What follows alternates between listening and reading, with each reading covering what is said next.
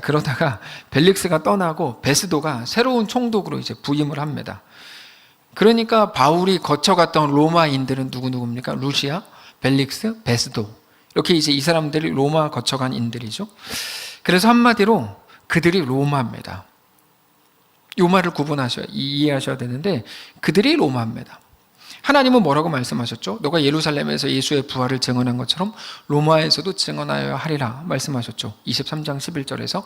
그래서 바울은 그가 갔던 모든 로마에서 예수의 부활을 실제로 증언하죠.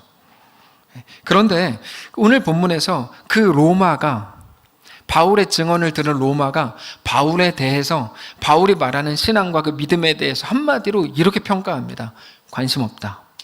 오늘 본문의 핵심입니다. 관심 없다. 별거 아니다. 18절부터 보시면 원고들이 서서 내가 짐작하던 것 같은 악행의 혐의는 하나도 제시하지 않고, 19절 오직 자기들의 종교와 또는 예수라 하는 이가 죽은 것을 살아있다고 바울이 주장하는 그 일에 관한 문제로 고발한다, 이렇게 말하죠. 별거 아니다 이런 뜻인데, 이 말을 잘 보면 물론 베스도는 바울이 죽을 범죄를 한 건 아니다라고 말하는 것처럼 들리지만 그 표현을 정확하게 보면 예수라는 죽은 사람이 있는데, 19절이에요. 바울은 그 죽은 예수가 살아있다고 주장한다. 그들은 그런 문제로 다투는 중이다. 이거는 법적인 문제도 아니고 별거 아니다, 이런 말입니다. 바울이 살아있다고 주장하는 예수라고 하는 어떤 죽은 사람에 관한 문제, 이게 로마가 본 그들의 다툼의 내용이었습니다. 바울이 살아있다고 주장하는 예수라는 어떤 죽은 사람에 관한 문제, 이게 이제 로마가 생각하는 바울의 그 문제였다는 거예요. 그러니까 로마는 그냥 한 사람이 죽었는데 그 죽은 사람을 누가 살았다 그러고, 누구는 살았다 그러고 누구는 안 죽었다고 하는데 그게 논쟁이 되고 그것 때문에 막 죽이려고 하고 급기야 이런 재판까지 열리게 됐다, 이렇게 판단하고 있는 거죠. 여러분 잘 생각해 보십시오. 사도행전 23장 11절에서 하나님께서 바울에게 뭐를 말씀하셨죠? 너가 예루살렘에서 예수의 부활을 증언한 것처럼 로마에서도 그렇게 해야 된다. 그러니까 분명하게 예수의 부활을 증언하게 할 거고 너는 그렇게 해야 된다고 말씀을 하셨습니다. 그래서 바울은 그가 가는 모든 로마, 가이사 황제까지 간 건 아니지만 모든 로마, 루시아, 벨릭스, 베스도라고 하는 모든 로마 앞에서 부활을 증언했습니다. 근데 그들이 결과적으로 뭐라고 말했다고요? 별거 아닌 문제로 지들끼리 싸우는 거야. 뭐 저런 현실성도 없고 수준 낮은 것들을 봤나, 이렇게 얘기하고 있는 거죠. 이게 오늘 본문의 베스도의 말 한마디로 밝혀진 겁니다. 그러면 우리는 이런 질문이 생깁니다. 하나님은 이런 일을 왜 이렇게까지 겪게 하면서 바울에게 명령하셨을까? 왜 바울에게 로마로 가서 예수의 부활을 증언하라고 하신 걸까? 이런 궁금증이 우리에게 생기는 건 당연하죠. 바울의 증언, 복음을 들은 그들이 변화됐습니까? 아니에요. 변화 안 됐어요. 오히려 바울에 대해서 오늘 본문의 베스도의 말처럼 관심도 없고 더 우습게 보는 일들만 반복되죠. 근데 이 모든 일들은 하나님이 명령하신 것으로 시작됐죠. 여러분, 우리는 기대라는 걸 합니다. 기대. 하나님이 약속하신 일이고 말씀하신 일이면 최소한 이런 일이 일어나겠지, 이런 기대를 합니다. 오늘 본문에서는 그런데 아무 일도 안 일어났고 오히려 베스도의 한마디 말로 바울이 전한 복음이 그들이 받아들이기에 정말 아무것도 아닌 걸로 생각했구나, 이걸 우리가 알게 되는 거죠. 실제로 오늘 본문에 나오는 사람들은 바울이 전한 복음이나 바울 자체보다도 누구에게 더 관심이 있냐면 아그리빠, 혹은 아그리빠와 함께 온 버니게라는 여인에게 더 깊은 관심이 있었습니다. 13절에 나오는 그들이죠. 13절 보시면 수일 후에 아그리빠 왕과 버니게가 베스도에게 문안하러 가이사랴에 왔다, 이렇게 되어 있죠. 그 이후에도 저 아그리빠와 버니게가 굉장히 이제 관심의 대상이 됩니다. 특별히 오늘 본문에 나오는 아그리빠는 헤롯 아그리빠 2세입니다. 그의 아버지 헤롯 아그리빠 1세는 사도행전 12장에 나오는데 교회를 공격했다가 역사상 가장 끔찍한 죽음을 당한 사람으로 기록되어 있습니다. 벌레에 먹혀 죽죠. 초대교회 성도들 중 누구도 헤롯을 공격한 사람이 없었어요. 기억하십시오. 누구도 헤롯을 공격하지 않았어요. 하나님이 치셨어요. 아까도 잠깐 말씀드렸지만 교회가 세력화하는 거는 문제가 있습니다. 성경적으로. 여기서 더 얘기하면 욕먹으니까 더 얘기 안 하겠는데 어쨌든 그렇습니다. 근데 그러다가 그는 이제 어쨌든 헤롯 아그리빠 1세는 벌레에게 먹혀 죽죠. 나중에 집에 가셔서, 집에 계시군요. 집에 계시니까 거기서 사도행전 12장 20절부터 23절을 읽어보십시오. 어쨌든 그 아들이 나오는, 오늘 본문에 나오는 헤롯 아그리파 2세인데, 이 사람은 식민 통치를 하러 온 로마인들과 현지인인 유대인들 사이에서 약삭빠르게 행동을 잘했던 사람입니다. 오늘 본문에서도 베스도가 새로 부임했다는 소식을 듣고 빠른 시일 내에 친분을 쌓으려고 막 달려오죠. 로마인들은 가능한 자기들이 직접 통치하지 않고 로마 총독도 직접 통치하지 않고 그 식민지 지역의 왕이나 귀족들을 통해서 대리 통치하는 것을 선호했습니다. 그렇게 하면 골치 아픈 일들을 대신 식민지 왕에게 혹은 귀족에게 넘겨서 자기는 더 편하고, 그리고 또 이미지도 좋게 유지하고 비난도 덜 받을 수 있기 때문이죠. 그렇게 해서 아그리빠가 베스도를 만나고 있는데, 그때 같이 온 이 버니게라는 이 여자가 아주 유명한 여자예요. 이 여자가 역사에 남은 여자예요. 지금은 아그리빠랑 같이 살고 있는데 사실은 아그리빠의 여동생입니다. 그래서 늘 사람들이 뒤에서 수근수근 거리는 사람이었습니다.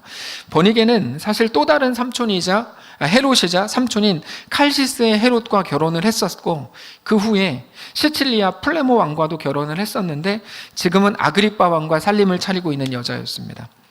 이 시대 유대인들 사이에 가장 구설수에 오르는 사람이 바로 이 여자입니다. 그러다가 나중에 반란으로 로마 황제까지 오르는 로마 황제의 티투스라고 있는데 그 여자의 부인이 됩니다.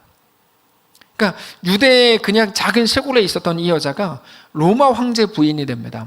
엄청난 일이죠. 역사상 가장 화려했던 여자 중에 한 명입니다, 이 여자가. 그러니까 오늘 본문에 그냥 버니게라고 잠깐 기록이 되어 있지만 모든 사람들은 이 여자한테 관심을 갖는 건 너무 당연한 일입니다. 진짜 어떻게 생겼대? 누구래? 막 난리가 났죠. 바울이 전한 복음에는 아무런 관심도 없고 그저 예쁘고 잘 나가는 한 사람에게 모든 관심이 집중되어 있는 게 오늘 본문입니다. 우리는 하나님이 어떤 일을 이루실지 거기에 관심이 있습니다. 늘. 코로나 하나님 어떻게 하실까? 우리는 늘 거기에 관심이 있죠. 하나님이 바울에게 로마로 가라 그랬어. 거기에서 부활을 증언하라 그랬어. 그러면 이제 어떤 일이 일어날까? 로마가 이제 예수를 믿을까? 어떤 일이 일어날까? 우리는 늘 그게 궁금하죠. 물론 하나님은 우리 기대대로 일하시는 분은 아니지만 우리가 가진 기대는 최소한 우리가 가질 법한 기대인 것만큼은 틀림없습니다. 바울의 말을 그들이 듣겠지? 그들이 회개하고 주께 엎드릴래나? 그리스도인 될래나? 그러면 가장 베스트인데 생각하겠죠. 근데 오늘 본문에 나오는 로마는 거기에 관심이 없었고 그저 버니게에 관심이 있었다 이거야. 뒷부분에 보면 어떤 내용이 나옵니까? 23절부터 보면 버니게가 이튿날 아그리빠와 함께 크게 위엄을 갖추고 와서 천부장들과 시중에 높은 사람들과 함께 접견 장소에 들어오고, 그러면서 완전히 여기에 막 집중하여 있는 거예요. 사람들이. 세례 요한과 똑같아요. 세례 요한은 광야에 있었죠. 근데 그때 광야에 있다는 기사 바로 전에 뭐가 있습니까? 왕궁에 누가 있고 이런 내용들이 쭉 나오거든요. 복음은 언제나 그렇게 소개되죠. 복음은 세상의 주목을 받지 못하는 무언가로 소개되죠. 그러나 거기에 생명이 있고 거기서 모든 역사가 시작하죠. 그게 예수 그리스도의 십자가죠. 오늘 본문이 그래요. 바울은 복음을 전했고 놀라운 일들이 기록되어 있지만 세상은 거기에 관심이 없었고 오직 버니게 아그리빠가 이렇게 베스도에게 인사하러 올 건데 그때 버니게가 같이 올래나? 버니게 어떻게 생겼을래나? 온통 거기에 관심이 있죠. 이게 실망스러운 거예요. 우리가 기독교인은 살아갈 때 우리가 하나님의 말씀을 순종했을 때 마땅히 일어날 수 있을 거라고 생각하는 어떤 기대, 로마가 뒤집어질까? 모든 사람들이 예수 앞에 나오게 될까? 근데 나는 순종했는데 아무 일도 일어나지 않는 것 같은 현실을 보면서 우리는 실망하는 거죠. 하나님 나에게 마음을 주셨어. 예를 들어서 그 사람한테 가서 어떻게 도우라 그러셨어. 도왔어요. 기대를 가지고 도울 거 아니에요. 아무 일도 안 일어나요. 오히려 겨우 그거 갖고 왔어요? 생색내는 거예요? 이딴 식으로 얘기할 때 우리는 막 열불이 나는 거죠. 물론 오늘 본문에서 베스도가 뭐라 그럽니까? 내가 살펴볼 때 바울을 굳이 죽일 필요까지는 못 느꼈다라고 얘기하지만 그게 베스트라고요? 죽지 않았으니까 은혜 아니냐? 그렇지 않죠. 당장 바울은 그가 가는 모든 로마, 루시아, 벨릭스, 베스도를 지나는 모든 과정에서 하나님께로부터 받은 사명을 잘 감당했는데 여전히 죄도 없는, 아니 죄를 규정하지도 못하면서 최소 2년 이상을 구금하고 있고 그렇게 수년 동안을 골방 감옥에 버려져서 아무것도 못했고 반대로 로마는 점점 더 강성해지고 이게 현실 아닙니까? 교회는 점점 조롱을 받는데 아닙니다. 하여튼 막 그런 일들이 막 일어나고 있는, 네, 멸망할 기미조차 안 보이고 점점 바울 자신과 예수의 복음에는 아무 관심도 없는 것 같은 이 모든 현실이 이해가 안 되는 거죠. 이해가 안 되는 거죠. 그러면서 급기야 베스도가 한다는 말은 뭡니까? 지들끼리 뭐 웃기는 것 같고 싸우고 있는데 바울이 살아있다고 주장하는 예수라는 어떤 죽은 사람에 관한 문제야. 이렇게 한마디로 표현해버리니까 그것도 2년 동안 감옥에 처박혀서 잊혀진 존재로 살았을 바울이 2년 만에 들었던 그 한마디 말이라고 하는 건 너무 실망스러울 수 있는 거죠. 너무 실망스러운 거예요. 우리의 기대는 뭡니까? 우리가 하나님의 뜻을 따랐을 때 갖는 기대? 하나님은 어린 소년 다윗이 골리앗을 쓰러뜨리게 하셨죠. 우리는 그런 말씀을 기억하니까 이제 기대를 하는 거예요. 주님, 우리는 다윗입니다. 우리 앞에 있는 거대한 저 골리앗을 죽여주십시오. 기도하죠. 당연히 하나님의 애굽의 강력한 왕권을 10가지 재앙으로 쓰러뜨리셨다 기억하면서 기대를 하잖아요. 그 앞에 홍해 바다가 있었는데 모세가 지팡이 딱 이렇게 하니까 바람이 불어가지고 문제, 동풍이 불었을까 서풍이 불었을까? 동풍이 불었죠. 그래서 이 동풍이 불어가지고 막 이렇게 바람이 불고 홍해가 갈라졌잖아요. 그런 거를 알고 있으면서 우리는 기대를 해요. 하늘에서 만나가 내리고 메추라기가 내리고 불기둥과 구름기둥이 광야 한가운데서 그들을 막 보호하고 이끌었다는 기록을 우리가 다 알고 있으니까 기대하죠. 바울이 복음을 증거할 때도 그런 하나님의 함께 하심의 증거들, 예수의 부활의 증거들이 막 일어나야 되지 않습니까? 당연히 지금 이 시대에 누가 막 인터넷에 무슨 글을 막 교회에 불태워버려야 되나, 다 교회 안에 가둬가지고 기독교인을 죽여야 되나, 별의별 소리를 다 해요. 막 써요. 그럼 그 밑에 제가 예수의 이름으로 너희를 처단한다 딱 하면은 그냥 그거를 보는 즉시 막 눈이 멀고 막 그래야 될 거 아니에요. 근데 그런 일이 안 일어나잖아요. 성령이 오시고 막 예수님 다 안진뱅에 일어나고 눈먼 자가 막 보게 되고 죽은 자가 살아나게 되는 명백한 부활의 증거들이 성경에 기록되어 있음에도 불구하고 우리 삶에는 안 일어나는 것 같다 이거죠. 죄와 사망의 권세를 깨뜨리시고 다시 사신 게 예수의 부활인데 부활의 증거가 막 일어나야 되는데 이상하게 왜 안 일어나고.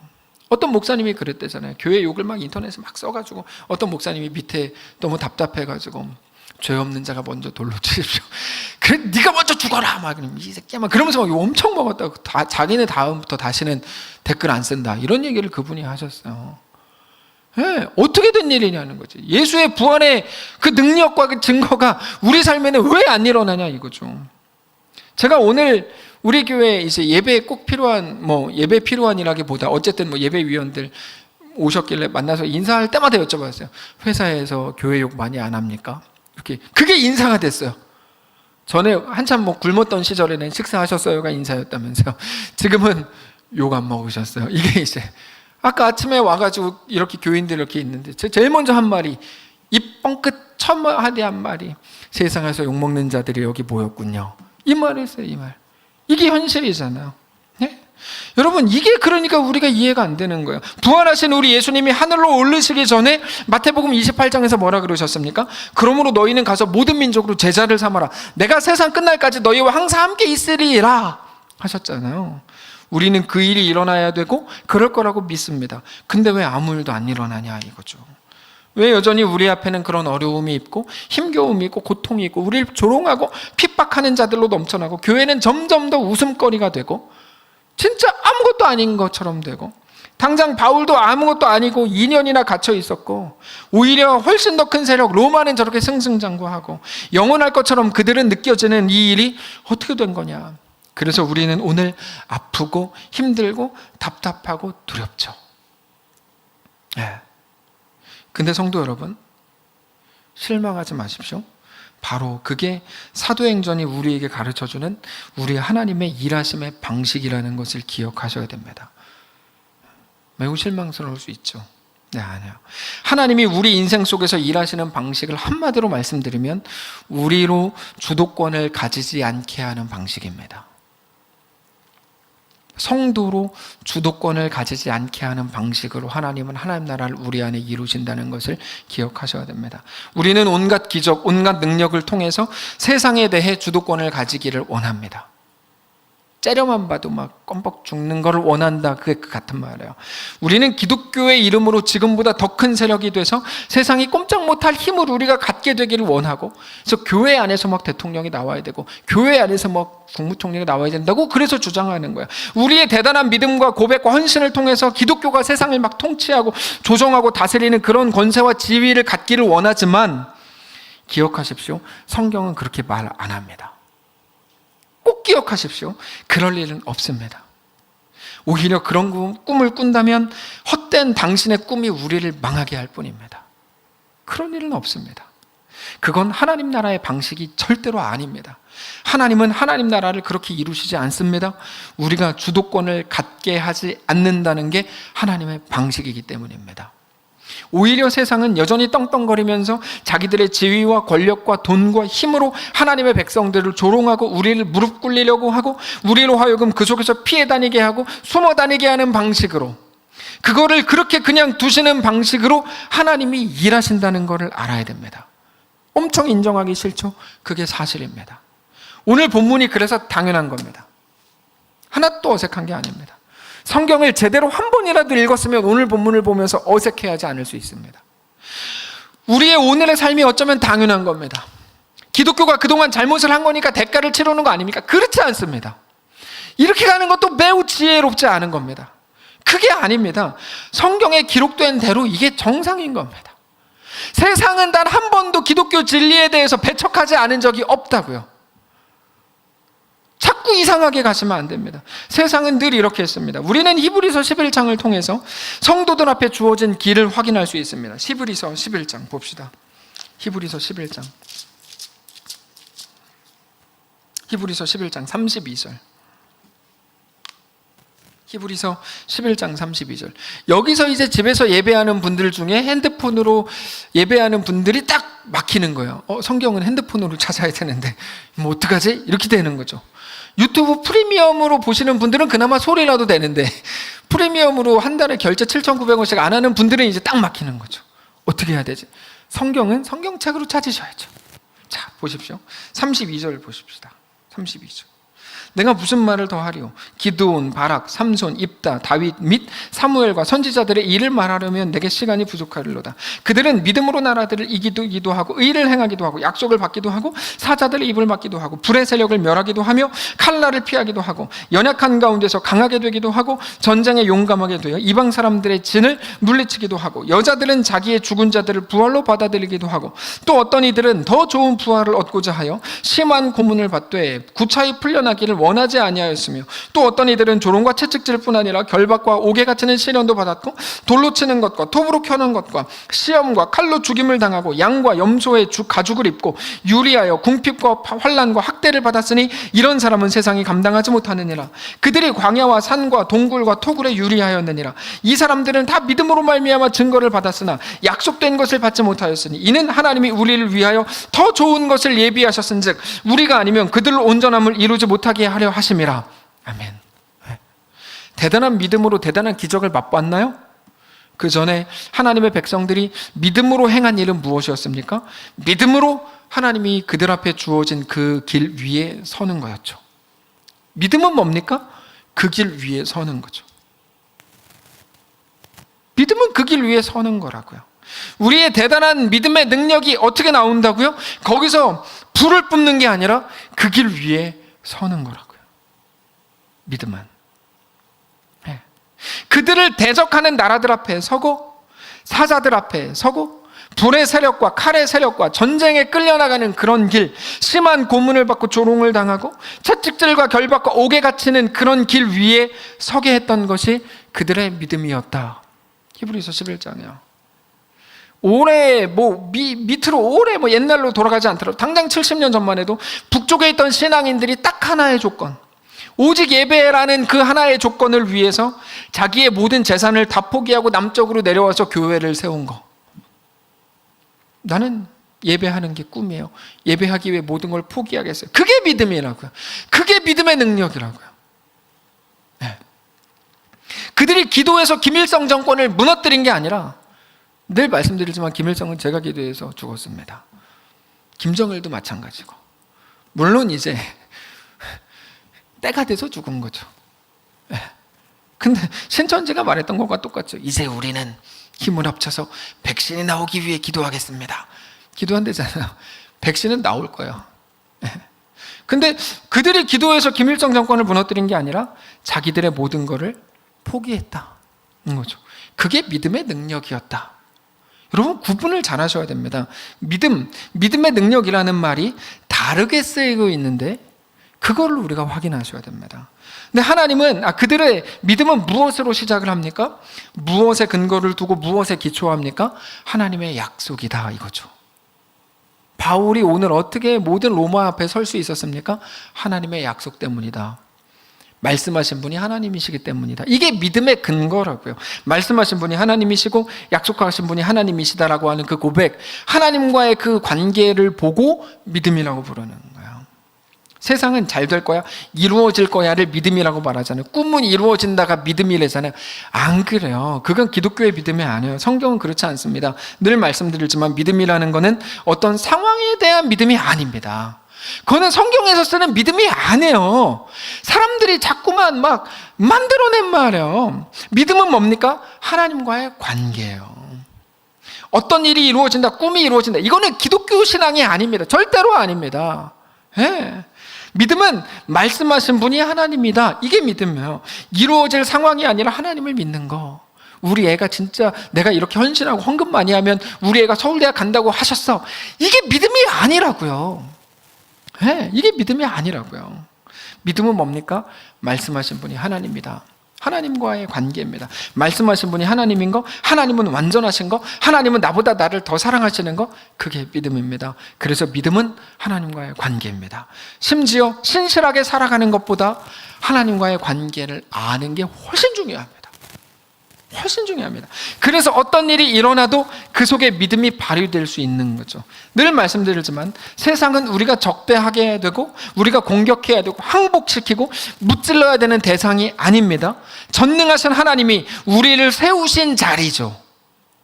다시, 세상은 우리가 적대해야 되고 항복시켜야 되고 무너뜨려야 되는 정복의 대상이 아니고, 세상은 뭡니까? 우리의 정황은 뭡니까? 전능하신 우리 하나님이 우리를 세우신 자리입니다. 하나님이 이끄신 자리고 하나님이 나를 얻으시기 위해 준비하시고 세우신 그 자리가 세상입니다. 우리를 그 속에 보내셔서 거기서 우리를 얻으시겠다고 하는 자리가 세상입니다.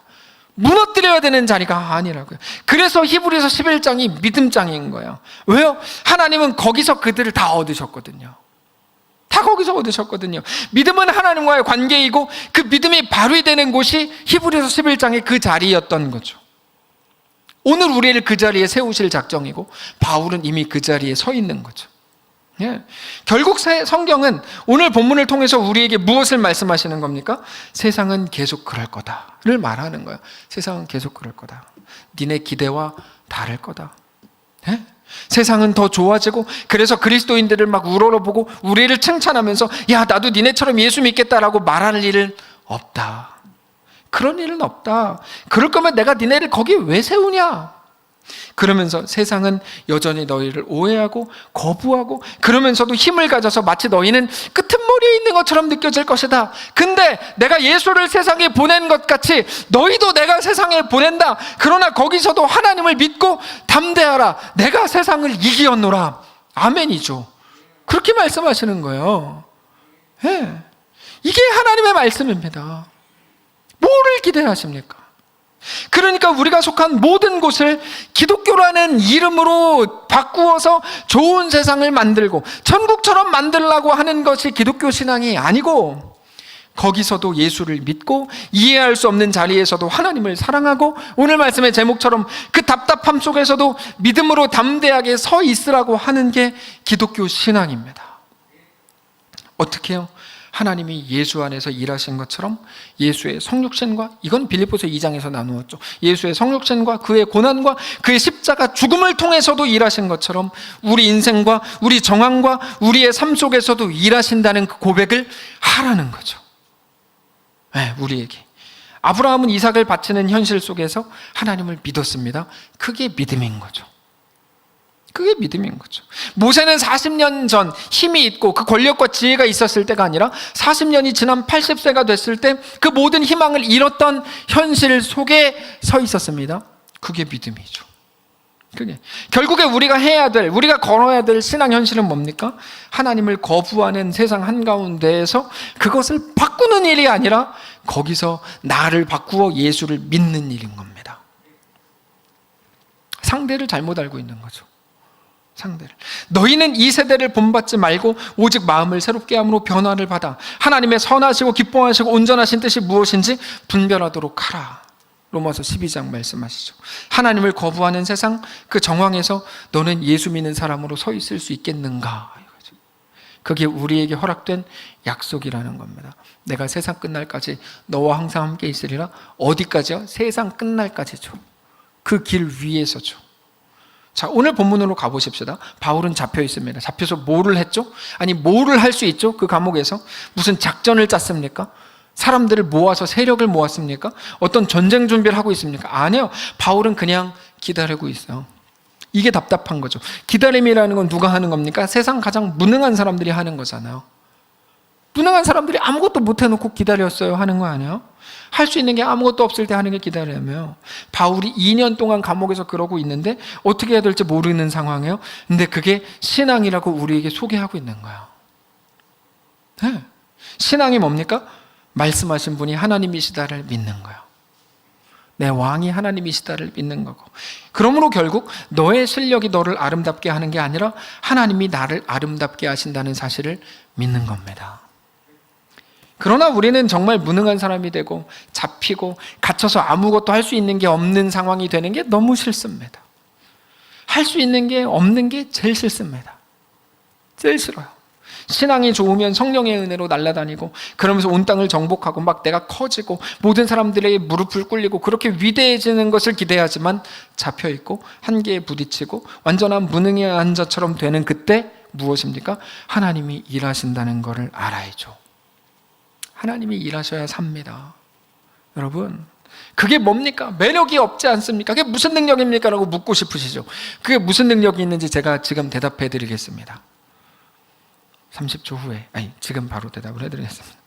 하나님은 우리 기대와 우리의 소원보다 더 크고 위대하신 분인 것을 일단 믿으십니까? 그게 매력이고 능력이에요. 그게 전부예요. 하나님은 나보다 크다.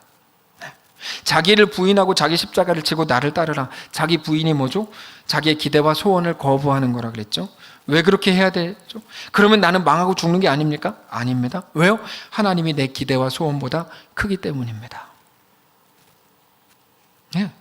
로마서 11장을 찾아봅시다. 로마서 11장.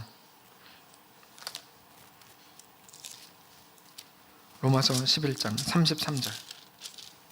256페이지 신약성경. 로마서 11장 33절. 2, 3년 전에 아웃리치 때 나누었던 본문인데요. 로마서 11장 33절. 깊도다 하나님의 지혜와 지식의 풍성하며 그의 판단은 헤아리지 못할 것이며 그의 길은 찾지 못할 것이로다. 누가 주의 마음을 알았느냐? 누가 그의 모사가 되었느냐? 누가 주께 먼저 엎드려서 갚으심을 받겠느냐? 우리는 하나님, 내가 이렇게 했으니 나한테 보상해 주십시오라고 마땅히 늘 기도합니다. 늘 기도합니다. 거기다가 대고 하나님은 이렇게 말씀하십니다. 야, 니네 보상이 이루어지지 않은 것 때문에 너는 지금 나한테 불만을 말하고 있지. 내가 너희의 생각에 그치겠느냐? 나는 너희의 생각보다 크다. 나는 너희의 기대와 소원보다 크다. 나는 네가 알지 못하는 일을 한다. 나는 너가 상상할 수 없는 일을 한다. 그리고 내가 한 그 모든 것들이 너를 아름답게 한다. 36절. 이는 만물이 주에게서 나오고 주로 말미암고 주에게로 돌아감이라. 그에게 영광이 세세히 있을지어다. 하나님은 우리보다 크십니다. 말씀을 정리하겠습니다. 하나님은 답 없는 길을 믿음으로 가라고 하십니다. 그거를 통해서 무엇을 알게 하실 작정입니까? 하나님이 일하고 계신다. 나와 함께 하신다. 나는 모르지만 하나님은 이것으로도 일하게 하신다. 저희 가족은 세상에 이런 일을 자주 봅니다. 얼마 전에 8살짜리가 줄넘기를 하는데 얘가 2단 뛰기를 잘해. 2단 뛰기를. 우린 1단 뛰기. 또 잘 못하네. 저 얼마 전에 가족들한테 야, 아빠가 최소 300개는 하지 그러다가 100개에서 멈췄어요. 막 장이 끊어지는 느낌이라. 예수님이 십자가의 창 자국이 이런 느낌이었을까? 막 그러면서 멈췄어요. 너무 아파서. 근데 걔는 2단 뛰기 기록이 2100개예요. 네. 우습게 보시죠. 자, 방송에서 그거를 하라고 복싱 선수를 데려왔어요. 해보라고. 그랬더니 복싱 선수가 이 복싱 선수네 이거 할 수 있죠. 2분 만에 픽스를 했어요. 2분 만에 2단 뛰기 하다가 얘가 2100개였는데 방송에서 기록을 2200개로 세우면서 했던 2단 뛰기 시간이 20분이었어요. 2단 뛰기를 20분 동안 얘가 이렇게 해요. 네. 목표가 뭐냐? 너는 꿈이 뭐냐? 그랬더니 제 꿈은 3단 뛰기를 하는 거예요. 꿈이에요, 꿈. 야, 너같이 진짜 훌륭한 애가 있냐? 이렇게. 그래서 너 지금 기록이 뭐냐? 3단 뛰기 기록이 108개예요. 불교인인 줄 알았어요. 근데 그런 건 아니었어요. 108개. 너 한번 깨볼래? 제가 깨볼게요. 3단 뛰기를 막 시작했어요. 얘가 90몇 개에서 멈췄어요. 그러니까 얘가 방송하는 이분이 90몇 개에서 멈춰서 어떻게 그랬더니 대답도 안 하고 이렇게 하고 그냥 막 가요. 구석으로. 그러더니 가서 혼자 막 울어요.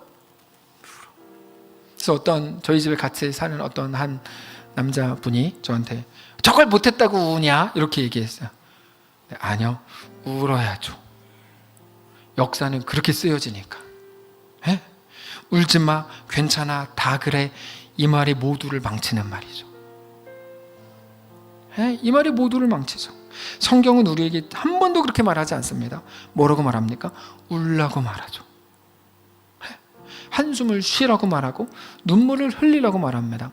울지 말라는 것은 그 눈물이 쓸데없다는 말인데 하나님은 우리의 한숨과 눈물마저도 의미 있게 만들겠다고 말씀하세요. 그게 이거예요. 고린도전서 15장에 나오는 그러므로 내 사랑하는 형제들아 견실하며 흔들리지 말고 항상 주의 일에 더욱 힘쓰는 자들을 되라. 이는 너희 수고가 주 안에서 헛되지 않은 줄 알미라. 바울은 따졌을 겁니다. 2년 동안의 눈물과 한숨 이게 뭡니까? 내 시간 낭비한 거 아닙니까? 하나님은 그렇게 얘기하세요. 너희 수고가 주 안에서 헛되지 않은 줄 알미라. 왜요? 하나님은 그 속에서 일하시니까요. 성도 여러분, 우리 하나님은 지금도 일하고 계신다는 사실을 믿으시기 바랍니다. 믿기 힘드시죠? 교회가 이 지경이 됐는데. 아니요. 우리는 그래서 답답함 속에서 이렇게 고백해야 됩니다. 하나님은 나와 함께 하신다. 나는 모르지만 이것으로도 하나님은 일하신다. 내가 사는 날들에 무의미한 시간은 없다. 매일의 제 고백이에요. 내가 사는 날 동안에 무의미한 시간은 없다. 아무것도 아닌 것 같은 의미 없이 버려진 것 같은 8개월 2020년 8개월 얼마 전에 우리 성장반 수료식 할 때 2020 코로나 써서 줬잖아요. 버려진 것 같죠? 우리의 5년, 10년, 50년, 70년 의미 없이 버려진 게 아니라 다 의미가 있다. 다 이유가 있다. 왜요? 하나님은 거기서도 이 일을 하신다. 이 믿음을 가지고 아슬아슬하게 조마조마하게 살아가는 것을 보고 믿음이라 그러죠. 신앙은 정치적 안정, 건강과 경제의 안정을 확보해서 살아가는 게 아닙니다. 하박국의 따짐이었죠. 이게 뭡니까? 정치적 안정을 주십시오. 하나님 뭐라 그러세요? 됐고 조용하고 오직 의인은 믿음으로 산다 말씀하시죠. 이게 우리에게 요구된 믿음입니다. 그게 바울입니다. 그래서 우리 모두가 바울입니다. 하나님의 자녀로 숨어서 사는 거죠. 비참하죠. 저같이 열불을 자주 나는 사람들이 정말 비참하고 막 너무 힘들어요. 근데 이게 무슨 의미가 있습니까? 따지고 싶죠. 그 삶을 사는 게 바울이죠. 성도 여러분, 오늘의 한숨, 그 답답함과 답이 없어서 안절부절하는 그 모든 일들이 우리를 더 훌륭하게 할 겁니다. 이번에 희찬이한테 다시 가면 이거 얘기하겠다고 말을 안 했는데 희찬이한테 다시 가면서 이재현 집사님이 저한테 보낸 문자 내용이 그거였습니다. 이번에 다시 갔을 때는 더 성숙한 자로 거기 있어 보려고요. 그게 신앙이죠. 야, 진짜 훌륭하다. 진짜 훌륭하다. 진짜 신앙 잘한다. 이렇게 생각했어요. 기도해가지고 딱 평이 났고 이게 아니고 거기서 더 성숙하게 있어 보려고요. 훌륭하게 산다는 말은 사람들에게 칭찬받는다는 말이 아니라 하나님 앞에 굴복하게 해서 우리로 하여금 하나님을 더 닮게 하고 나 자신으로 하여금 하나님께 더 가까이 갈 수 있게 한다는 말입니다. 그게 사도행전입니다. 그게 우리에게 보여주시려는 바울을 완성으로 이끄시는 하나님의 일하심입니다. 성도 여러분, 오늘 우리에게도 하나님은 동일하게 일하실 것을 믿으시기 바랍니다. 지금 세상은 우리가 전혀 예상하지 못했던 방식으로 흘러가고 있고 우리 모두가 그 역사의 한 자리에 한가운데 서 있습니다. 다만 우리의 기대와 소원을 넘어 하나님의 의지, 하나님의 일하심, 하나님의 역사로 충만한, 그렇게 우리의 기대와 소원으로 꽉 차는 게 아니라 이제는 오히려 반대가 돼서 우리의 소원과 기대가 아닌 하나님의 일하심으로 꽉 채워지는 우리의 삶과 가정과 교회와 이 나라이시기를 주님 이름으로 축복합니다. 찬양합시다. 살아계신 하나님, 역사하는 하나님, 우리 찬양 가운데 거하신 하나님 고백합시다. 믿음으로. 하나님, 우리가 그 믿음 갖기를 원합니다. 우리 기대와 역사가 소원이 아니라 하나님의 일하심으로 채워지게 하옵소서. 살아계신 하나님, 역사하는 하나님, 역사하는 하나님, 우리 찬양 가운데 거하시는 하나님. 조금만 더 천천히 할까요? 살아계신 하나님, 살아계신 하나님, 역사하는 하나님, 역사하는 하나님, 우리 찬양 가운데, 우리 찬양 가운데 거하시는 하나님, 거하시는 하나님, 손을 들어 찬양, 손을 들어 찬양, 손뼉 치며 찬양, 목소리 높여 찬양, 주를 찬양하라.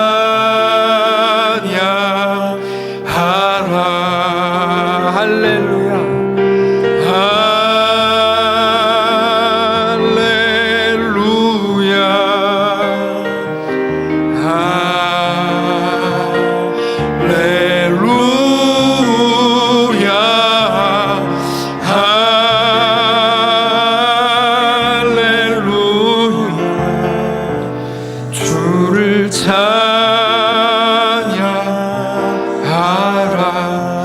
하나님, 오늘 이 시인의 고백이 우리의 고백 되기를 원합니다. 바울의 2년의 감옥에서의 삶, 아무것도 할 수 없었던, 완전히 무기력하고 무능할 수밖에 없었던, 한숨과 눈물로 매일의 삶을 살아야만 했던 그 삶. 그러나 그 삶을 마치고 나서 와서 처음 들었던, 이거 별거 아니야, 그 사람들 자기들끼리 싸우는 거야, 웃기고 있는 거야. 죽은 어떤 예수라는 사람에 대해서 바울은 죽지 않았다고 하고 다른 사람들은 죽었다고 해. 그것 때문에 바울을 죽이려고 하는 거야. 고작 이게 전부가 돼버린, 그들은 바울의 복음이 아니라 오히려 버니게, 아그리빠에게 관심을 갖고 있었던, 우리의 기대와 예상과는 전혀 다르게 흘러가고 있는 이 땅, 이 길 한가운데 주님 우리를 세우셨습니다. 여기에서 그러나 우리가 주님을 찬양하기를 원합니다. 우리와 함께하여 주옵소서. 주님을 높이기를 원합니다. 우리의 왕이 되어 주옵소서. 어떤 상황에서도 내 실력을 의지하지 않게 하시고 전능하신 하나님만을 믿음으로 바라보는 온전한 신자를 되도록 축복하여 주옵소서. 우리 모든 성도들에게 참 지혜를 허락해 주옵소서. 이 길을 넉넉하게 걷게 하여 주옵소서. 내 주를 가까이 가게 함은 그 고백하면서 사자굴에 끌려 들어갔던 초대교회 성도들과 같이 우리도 우리에게 허락된 그 길을 넉넉히 히브리서 11장의 믿음의 선배들처럼 걸어가게 하옵소서. 그 길 위에서만 허락된 하나님의 놀라운 역사를 맛보게 하옵소서. 지치지 않게 하시고 쓰러지지 않게 하시고 하나님의 놀라운 영광을 보게 하시고, 특별히 병상 중에 있는 사랑하는 성도들, 사랑하는 이찬이, 또 그 외 모든 성도들 붙드셔서 위로하시고 만지시고 세상은 측량할 수 없는 하나님의 놀라운 은혜로 꽉 채워지도록 축복하시옵소서. 우리 주인 되신 살아계신 예수님의 이름으로 기도합니다.